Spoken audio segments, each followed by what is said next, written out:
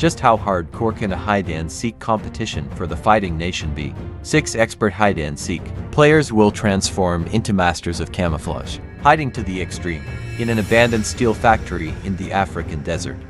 The challenge is to see if they can evade the hunter's 1-hour search. The last player remaining will receive a prize of 100,000 rubles. Long years of desolation have turned this steel beast into a car graveyard. There are complex corridors, stairs, and various steel structures. There's a massive amount of space for the players to utilize. They have 3 days to scout the location and create their props. Player number 1, the bald guy, has had his eyes on the scrap CRS here for a while. He had a mechanic remove the engine beforehand, creating a space he can fit into. To divert the hunter's attention, he intentionally placed some junk in the trunk, while hiding in the front of the car himself. Because he installed a lock, the hunter can't open the hood at all. Only by getting inside the car and opening a panel can his handsome face be seen. Player number 2, David, discovers a massive pipe entrance. The space inside is very wide and extends upwards. Hiding a person is no problem at all. This time, he's pulling out all the stops, bringing his pet snake to help stand guard. Finally, he just needs to put the lid back on so it fits perfectly. Player number 3, Hat Guy, grabs a ladder and heads to the 2nd floor. He firmly believes in the old rule that people rarely look up, aiming for the steel frame above. Since there's a gap between the 2 frames, he has already prepared wooden planks of the same color. After laying them down and climbing up with the ladder, he can lie flat in the groove above. Of course, the ladder must be removed in the end. Player number 4, Yulia, has crawled into her custom-made ventilation duct. The most urgent task now is to find a spot that looks plausible. She squirms around, trying different places, but they all seem a bit off. Soon, she finds a perfect, heaven-sent location. To avoid leaving any clues, she carefully erases her own footprints. However, holding this position for a long time is no easy feat.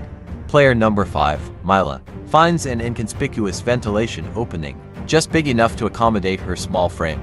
After hiding inside, she activates her carefully prepared smoke machine, hoping the wisps of smoke will deter the hunter. Player number 6, Irina, firmly believes that the most dangerous place is the safest. She plans to hide in this large wooden box at the entrance. The clever part is that the hunter can't directly open the wooden box to check. The entrance is through this iron door. All 6 players are now hidden. The 1-hour search time begins. The hunter uses all his strength to push open the heavy iron door, and just like that, walks right past Irina beside him. A loud shout in the empty factory makes the prey hiding in the corners tremble with fear. Because he's searching in the dark, the hunter can only see a small area in front of him. This implicitly increases the difficulty of the search. The hunter looks around and finds many potential hiding spots. Although the space is enormous, he plans not to miss a single corner.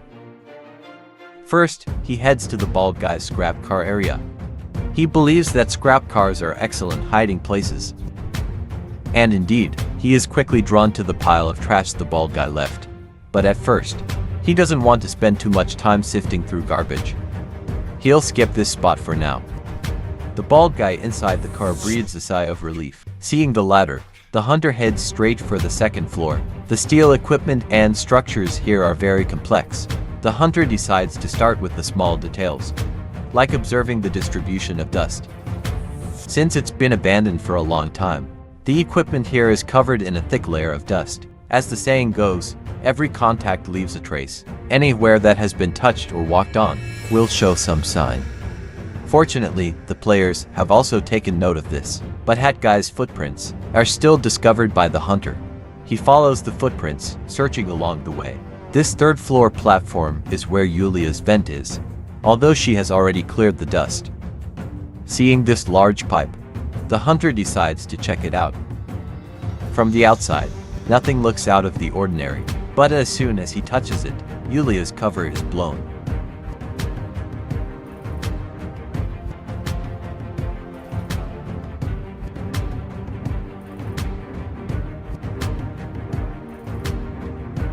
Haha, only 10 minutes into the search. Yulia unfortunately becomes the first player to be eliminated. The hunter is quite pleased with his performance. After continuing to a higher level, the hunter arrives in Hat Guy's area. After tapping on the side for a bit, he leaves.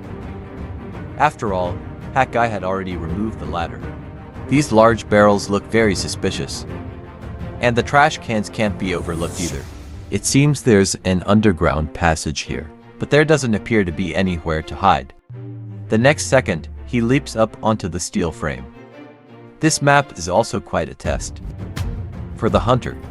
Seeing that half the time has passed, he decides to switch to the first floor, and once again perfectly misses the bald guy in the car. After checking the vicinity, aside from inhaling a lot of dust, he still finds nothing. He looks around, trying to find any suspicious places. Irina's large wooden box comes into view. He tries probing it with an iron bar, but can't find a way in. He has to set it aside for now, and continue searching. He then arrives at Mila's spot. Hearing the noise, Mila immediately activates her smoke device. But before the smoke can even come out, the panel is yanked off by the hunter. Mila inside is completely exposed. She is confused why the hunter would unhesitatingly open a smoking ventilation opening, but the hunter says he didn't see any smoke. It turns out her device failed at the critical moment. With time running out, the hunter gradually loses his patience. Rummaging around, he arrives at David's ventilation pipe. A pipe this big must be checked carefully. Whoa!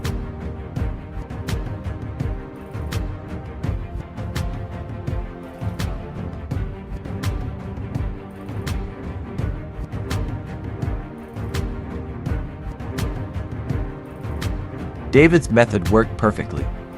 The hunter, who has a childhood fear of snakes, wisely abandons this dangerous spot.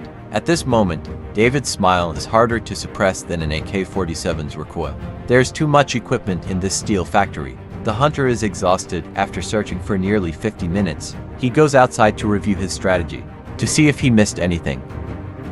He didn't notice this iron door when he first came in.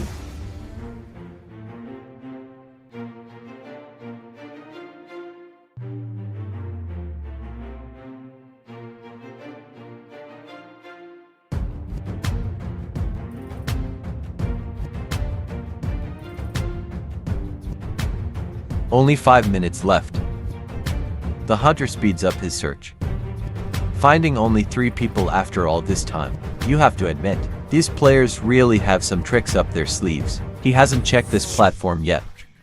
After probing with an iron rod, he discovers the floor is actually made of wood. With no ladder, the hunter decides to just go for it, climbing up with his bare hands. You really couldn't get up there without some physical strength. Luckily, his effort was not in vain. He catches another prey on the spot.